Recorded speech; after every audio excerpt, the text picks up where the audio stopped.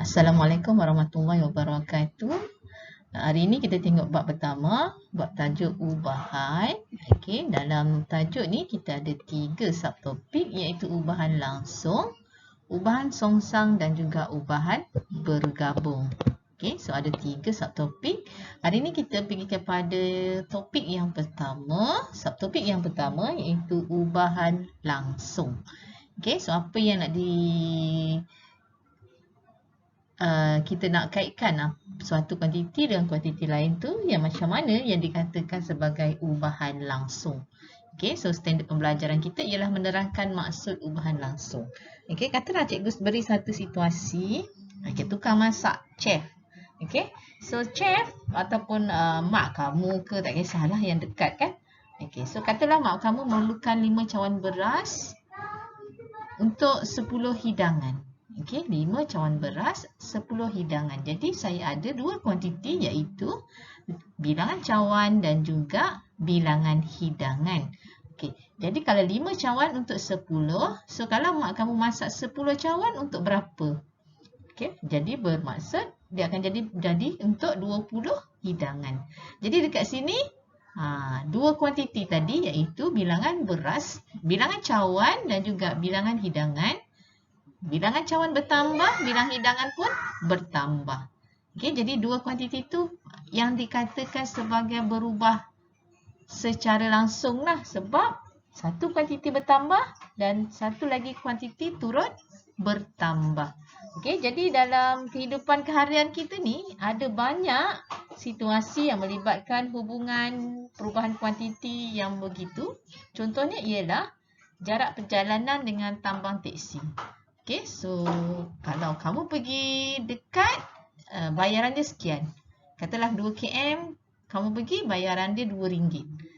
So kalau kamu pergi pada 4 km, so akan jadi RM4. Macam itulah. So dua kuantiti tersebut, bila jarak bertambah, tambang pun bertambah.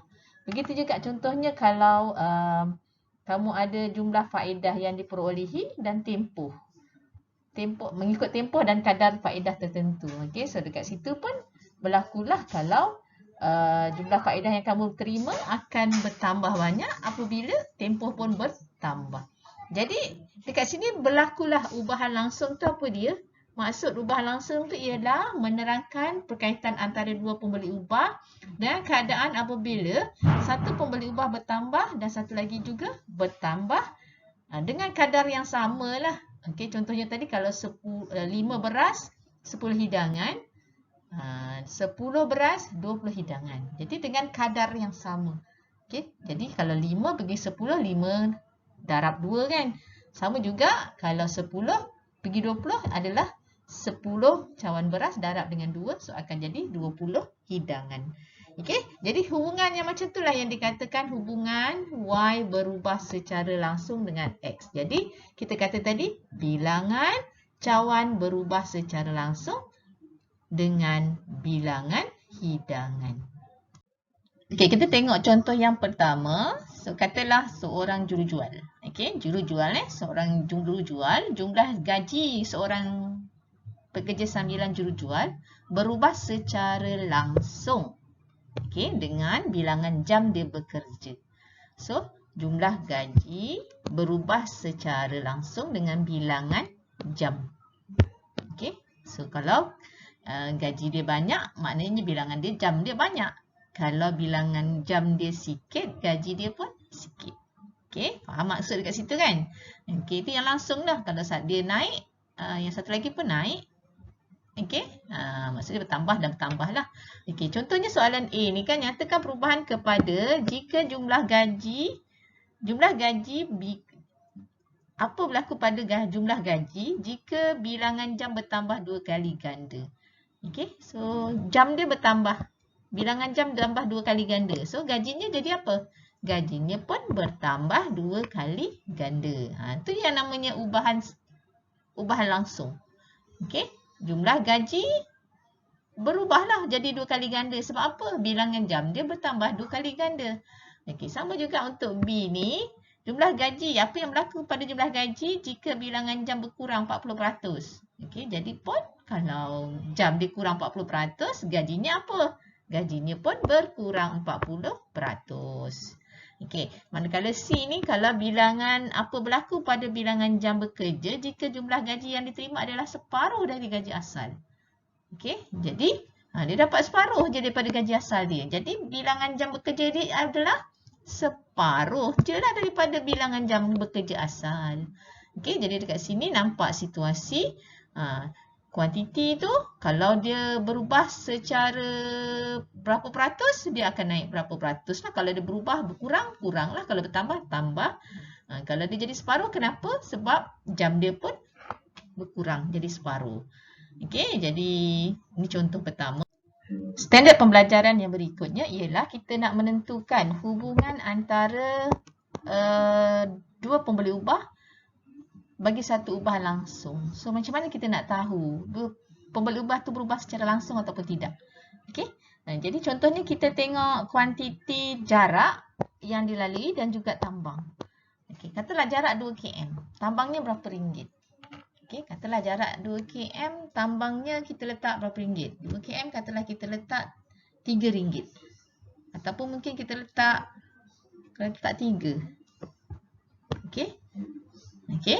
2 km 3 ringgit. Jadi kalau 4 km dia jadi berapa? 4 km dia jadi berapa? Jadi kita ada kat situ 4 km dia akan jadi 6 ringgit, betul? Okey. Kalau 6 km dia jadi berapa? 6 km dia akan jadi 9. Okey, kalau 8 km dia akan jadi 12 kan? Okey. Kalau 10 km dia akan jadi berapa? 10 km dia akan jadi 15 ringgit. Ni. Betul tak? Kalau 2 km 3, jadi kalau 4 km jadi 6. Okey, so macam mana kita nak tahu yang jarak dan tambang ni berubah secara langsung ataupun tidak? Okey, kita bahagikan kuantiti Y dengan kuantiti X. Okey, kalau kamu tengok dekat situ, tambang saya wakilkan dengan Y, jarak saya wakilkan dengan X. Jadi kalau saya bahagikan Y dengan X, maksudnya saya bahagikan Y dengan X 3 bahagi 2, betul? 3 bahagi 2 saya dapat 1.5. 6 bahagi 4 pun, 6 kalau kita bahagi 4 pun dapat 1.5. Dan seterusnya lah. Kalau 9 kita bagi dengan 9, Y ya, Y bahagi X. 9 bagi 6 pun 1.5. 12 bagi 8 pun 1.5, betul? Okey, jadi kita dapat sini 1.5 dan 15 bagi 10 pun 1.5. Okey. Jadi bila dua kuantiti ni you bagikan, you dapat nilai yang sama. Okey, bila dapat nilai yang sama macam ni kan, semua sama, jadi kita boleh kata bahawa Y tersebut berubah secara langsung terhadap X. Kita kata Y ni, Y over X dekat sini adalah nilai yang sama. Nilai yang sama tu maksudnya kita wakilkan dengan K. K tu apa? K tu adalah pemalah. Berapa nilai K dia? Nilai K dia adalah 1.5.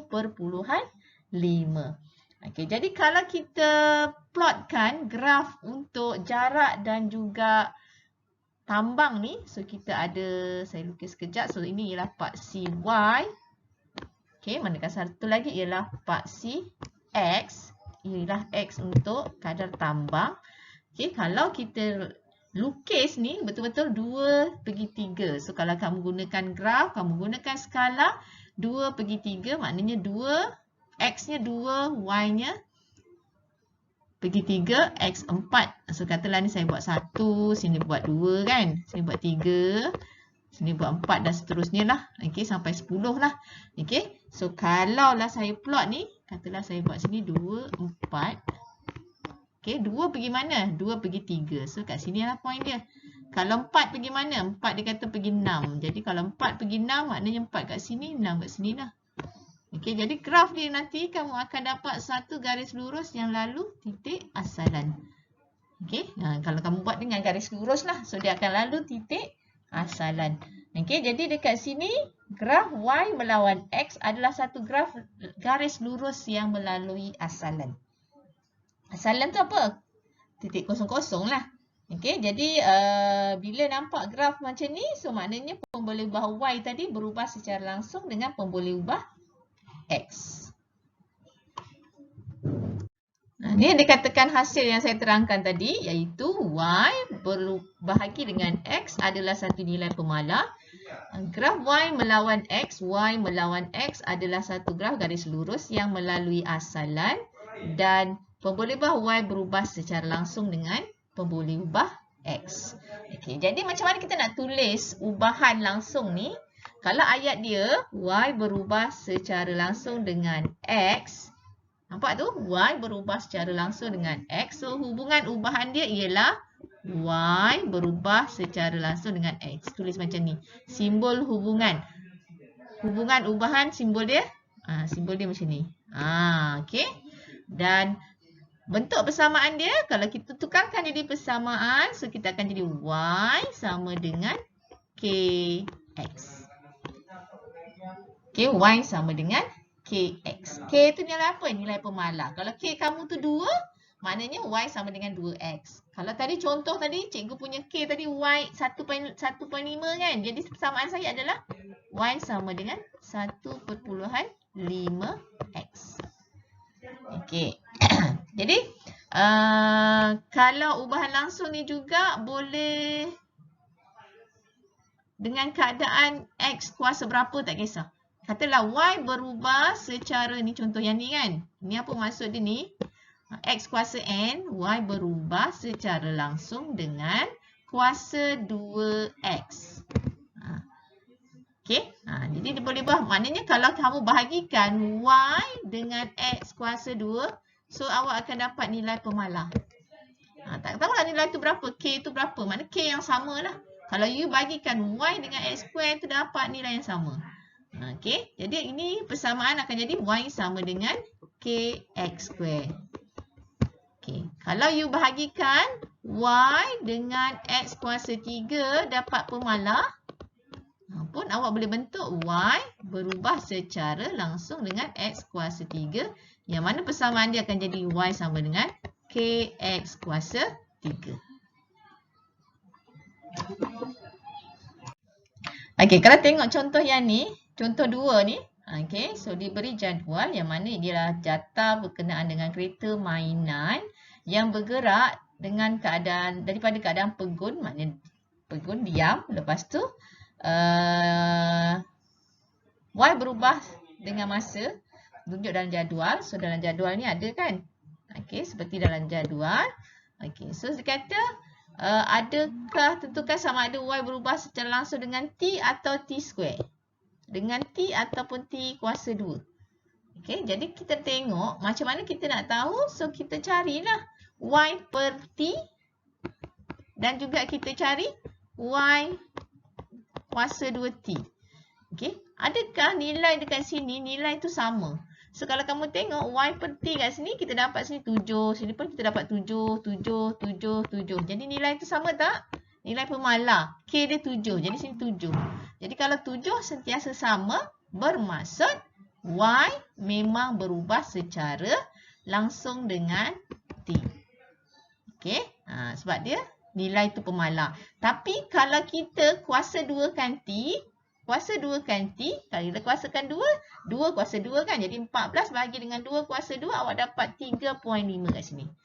Tapi yang ini pula 28 kalau bahagi dengan T square, T kamu 4. So 28 bahagi dengan 4 kuasa 2 dapat 1.75. Sama tak? Tak sama kan? Jadi bukan pemalar. Okay, jadi kalau tak sama, so kita tak boleh nyatakan bahawa Y berubah secara langsung dengan T kuasa 2. Maksudnya dia tidak berubah. Okey, tidak berubah secara langsung dengan T kuasa 2 kerana Y bahagi dengan kuasa 2T bukan pemalar. Ini bukan nilai yang sama ni. Faham Okey, pada contoh 3, ditunjukkan bahawa kalau kita lukis, dia suruh tentukan adakah Y berubah secara langsung ataupun tidak, tapi dengan kaedah melukis graf. Kalau kita bahagikan pun kita nampak Y bagi dengan X kita tak dapat nilai pemalar. So kalau bukan nilai pemalar tu maknanya dia tidak berubah secara langsung. Tapi kalau lukis secara dalam graf, apabila graf yang kamu dapat tu tidak melalui asalan, bermaksud Y tidak berubah secara langsung dengan X. Tapi untuk contoh B, adakah Y melawan X ni? Y berubah secara langsung dengan X square. Jadi kita cari X square dan kita bahagikan. Ataupun kita plot yang sini Y, yang sini ialah X square.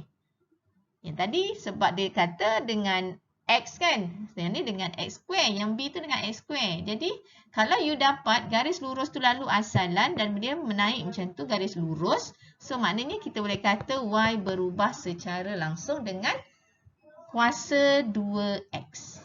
Okay. Dia mesti lalu asalan dan dapat bentuk garis lurus. Okay, contoh 4. Okay, macam mana kita nak ungkapkan M dalam sebutan N? Okay, so dia kata hubungan dia ialah yang mana M berubah secara langsung dengan N. Jadi kalau ada statement ni, M berubah secara langsung dengan N ni, so awak ada M berubah secara langsung dengan N. Awak tulis macam ni je hubungan dia. Okay, jadi persamaan dia akan jadi M sama dengan KN. Mula-mula tulis hubungan, lepas tulis persamaan. Okey. Daripada maklumat yang diberi nilai M dengan N. Jadi awak gantikan M awak 0.8. K, N kamu adalah 0.125. Jadi kalau kita ni kan K darab 0.125 kan. Jadi kalau 0.125 tu hantar sebelah kiri, dia akan jadi bahagi. Jadi kita bahagi 0.125. So, awak dapat nilai K. Berapa dapat nilai K kat sini? So, kita bahagikan 0.8 dengan 0.125. Awak dapat K 6.4. Jadi, awak boleh ungkapkan M dalam sebutan N ni. Awak gantikan K yang awak dapat dekat sini ni. Awak gantikan. So, M sama dengan 6.4 N. So, selesailah. Maksudnya, awak dah ungkapkan M dalam sebutan N. Bila maksud dia ungkapkan M dalam sebutan N tu, awak kena dapatkan nilai pemalar. Okey. Contoh yang B, M berubah secara langsung dengan punca kuasa 3N. Awak tahu punca kuasa 3? Punca kuasa 3 macam mana nak tulis? Punca kuasa 3 adalah N punca kuasa 3. Okay, kalau tak ada nombor tu punca kuasa 2. Okay, jadi kalau ni awak ada hubungan M berubah secara langsung dengan punca kuasa 3N, awak tulis je macam ni.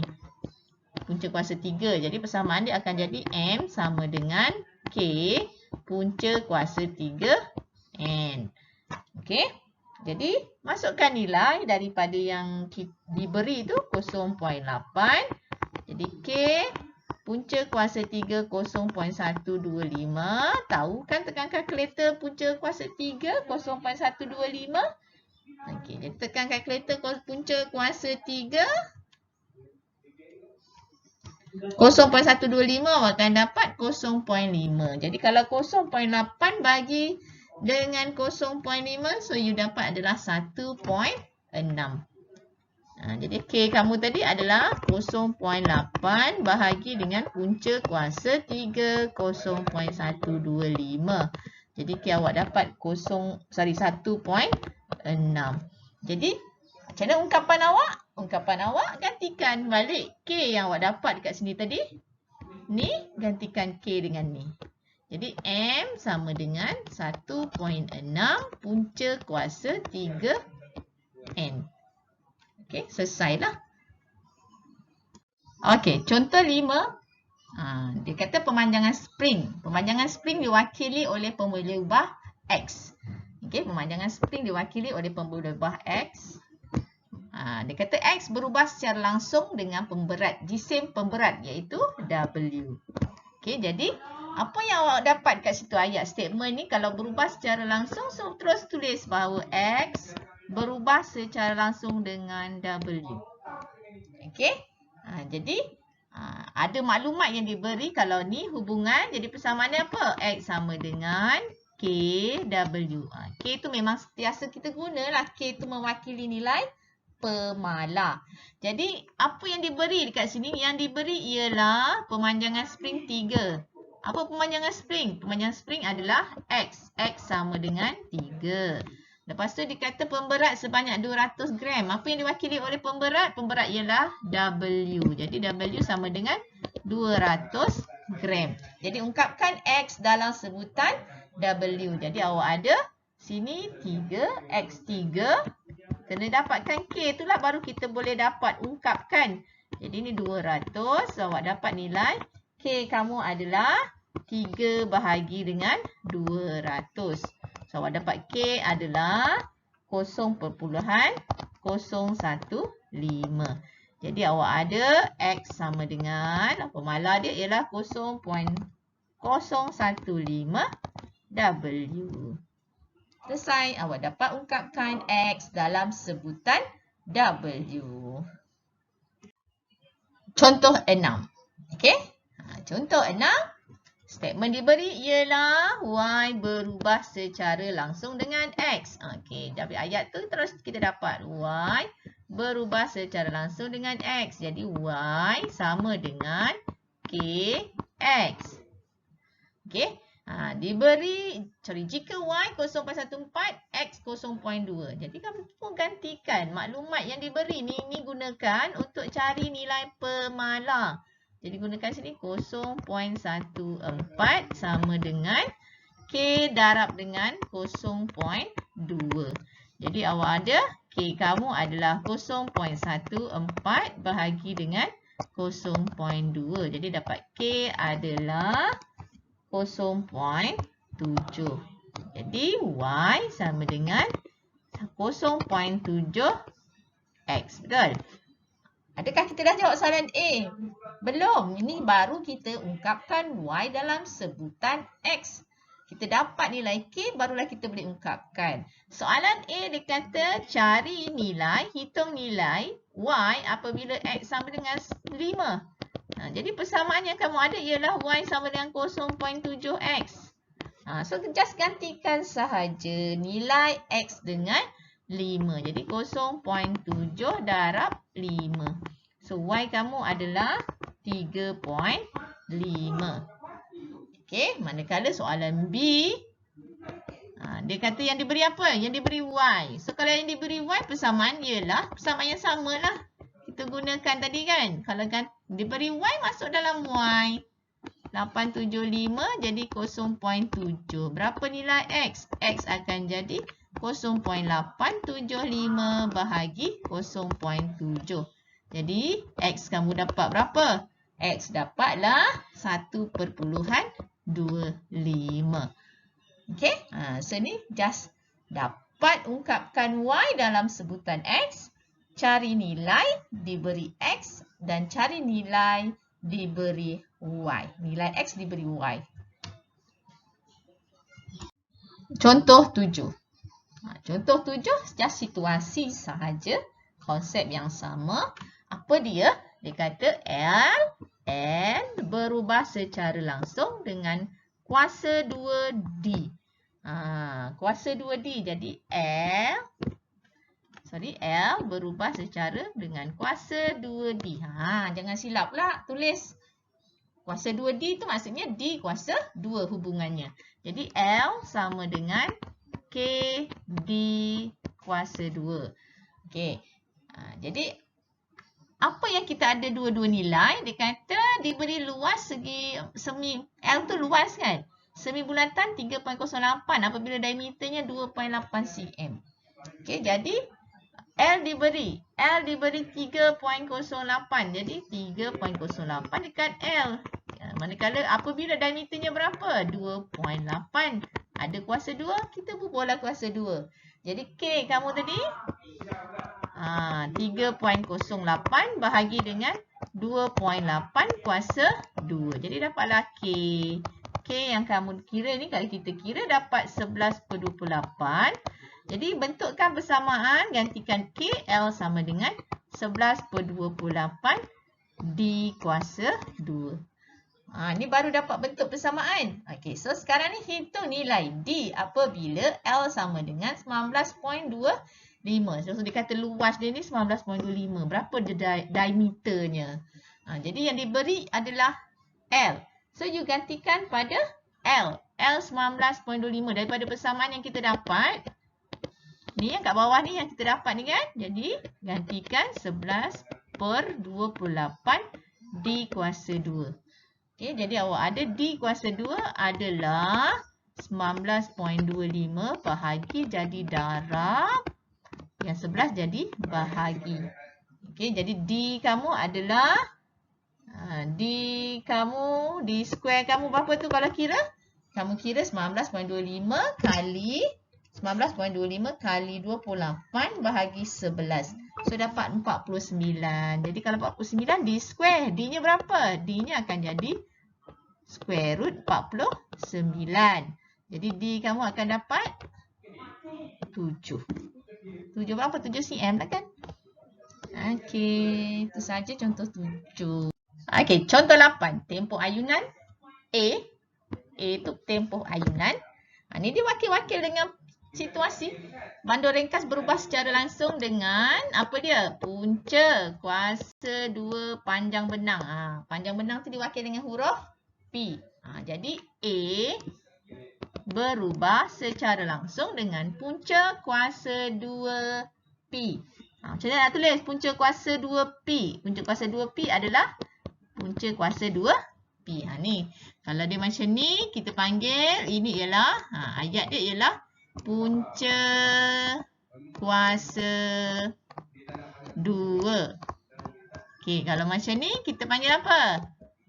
Ini kuasa 2P lah. Ini akan adalah punca kuasa 3P. Kalau kita ada P kuasa ni adalah bukan punca, ni kuasa 2P. Gitu kan? Ni antara simbol-simbol yang perlu awak faham dalam bentuk penyataan tu Jadi persamaan ni sini A sama dengan K punca kuasa 2P. Okey, diberi bahawa satu bandul ringkas dengan panjang benang. Panjang apa dia? Panjang benang adalah huruf P. Jadi kita masukkan P dekat sini 9. Tempoh ayunan ialah A. Tempoh ayunan ialah A, jadi 1.2. Okey, P awak sama dengan 9. A awak adalah 1.2. Ikut maklumat yang diberi. Jadi awak dapat K kamu adalah 1.2 bahagi dengan punca 9. Punca 9 adalah 3. 1.2 bahagi dengan 3. Awak dapat 0.4. Itulah nilai K kamu. Jadi persamaan adalah A sama dengan 0.4 punca kuasa 2P. Okey, soalan tak habis. Hitung. Kita dapat persamaan baru boleh selesaikan. Hitung tempoh ayunan jika panjang benang 25. Panjang benang cerita apa? Panjang benang adalah huruf P kan. Jadi kalau P-nya 25, berapa tempoh ayunan? A-nya. Jadi kamu gantikan A sama dengan 0.4 punca 25. Jadi kalau punca 25, 5 kali 0.4 dapatlah 2 saat. Okey? So ini ialah contoh 8. Jadi tukarkan kepada satu situasi. Okey, jadi dekat sini cikgu dah terangkan macam mana yang dikatakan sebagai ubahan langsung. Macam mana persamaan ubahan langsung, kena ada nilai K. Dia akan beri 2 nilai pemberi ubah. Okey, dan lepas tu kamu cari sahaja nilai yang dia minta. Okey, jadi latihan kamu adalah latihan muka surat 10 buku teks. Okey, jadi latihkan diri.